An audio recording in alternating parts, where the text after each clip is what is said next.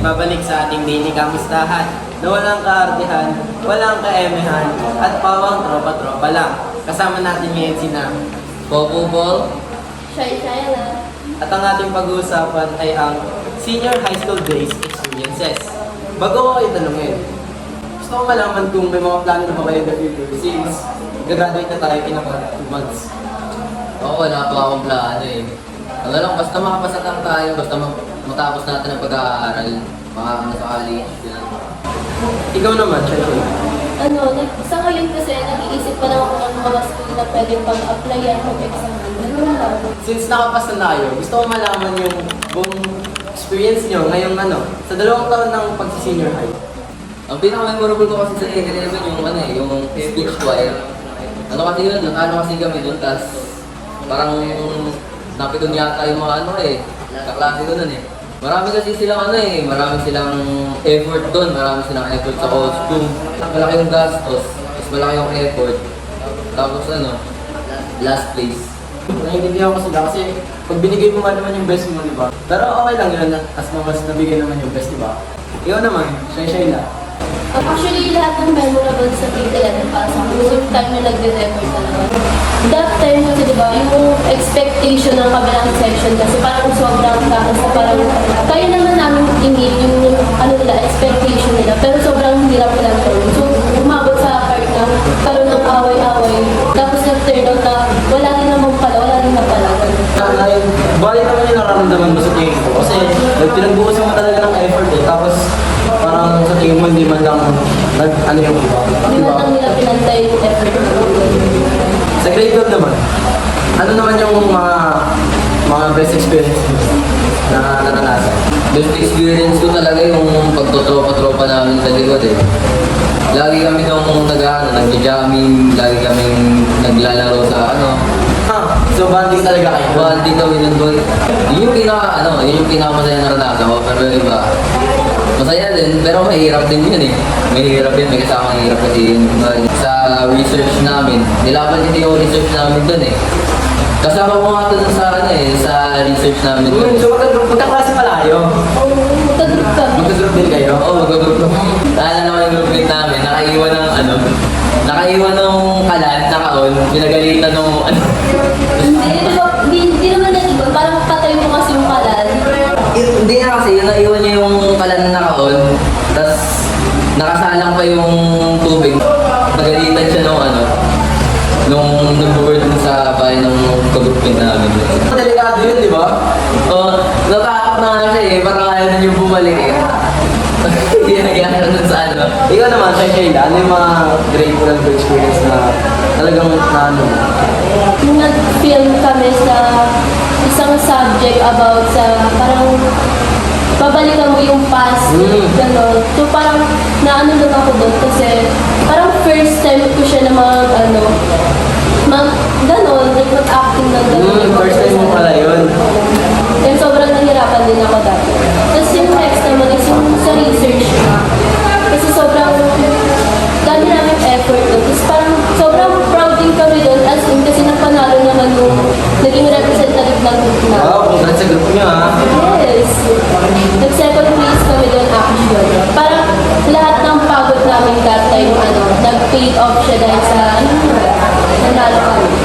Gusto ko malaman yung sa 2 taon na pag-senior high school nyo. Ano yung mga challenges na ranasan nyo? Kumbaga parang nahirapan talaga kayo sa academic dahil sa mga challenges na to. Para malaman ng mga manonood and magawa nila ng paraan kung sakaling maranasan din nyo. Challenge lang talaga sa akin yung pagpapasa ng mga activities kasi palagi kasi ako aminin ko na palagi kasi akong late. Palagi akong nawawala sa first sub, ganun. Nahihirapan lang ako doon kasi nahihiya din akong lumapit sa mga teachers. Pero mga kaibigan ko, minsan nagkukulang din sila. Sumasabay na lang ako sa kanila kapag papasok sila. Ano yung mga masasuggest mo sa mga manonood para maiwasan nila yung pagpapasa ng late? Huwag kayo a-absent. Ganun lang gawin nyo lahat agad, huwag nyo ako gayahin. Ikaw sa Shayla.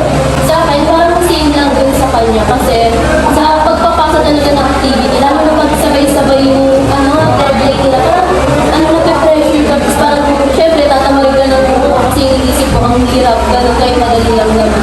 Ako kasi talaga, mahilig talaga ako mag-rap. So parang sa kanya. Ano yung mga masasuggest mo sa mga darating na senior high school para maiwasan nila yung pagkakataon? Time management lang talaga. Tapos make sure mo lang din na masusunod mo yung ilalagay mo din. Gusto ko masingit yung yung love life mo. Yan. Kumbaga, LL. Pau. Nakaranas ka ba ng pagmamahal ng isang babae? Omsim, nakaranas ako na. Ang masasabi ko lang doon, kapag di kayo ready, huwag talaga kayong papasok sa relationship na ito.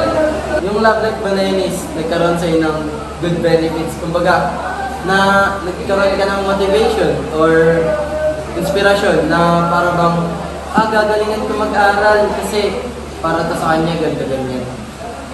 Ang pinaka-good benefits ng love life na yun ay matututo ka talaga mag-manage ng time kasi kailangan mo maglaan ng time sa kanya, kailangan mo maglaan ng time sa school, sa pamilya, sa sarili mo.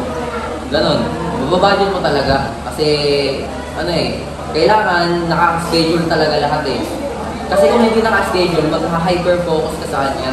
Parang sa kanya na lang yung oras mo o nakukulakan sa oras mo, ganun. Ano yung mga masasuggest mo naman sa mga manonood na balak pumasok sa love life o kaya naman merong love life sa habang sila ay nag-aaral? Dapat ready talaga kayong gumastos ng oras, ng pera. Basta ready kayo. Dapat balance din yung oras mo sa pag-aaral. Kasi mahihirapan ka kasi talaga dun eh. Ayun lang. Ikaw naman, Shashay. Actually, nagkaroon ako, isa lang. Tapos, siguro this month, 1 year na kami. Congrats ha, stay strong. Ano yung parang na-motivate ka ba mag-aral, gano'n? Nagkaroon ka ng inspirasyon dahil sa kanya, gano'n, sa isang tao. Inaalay mo yung parang ginagawa mo para sa kanya.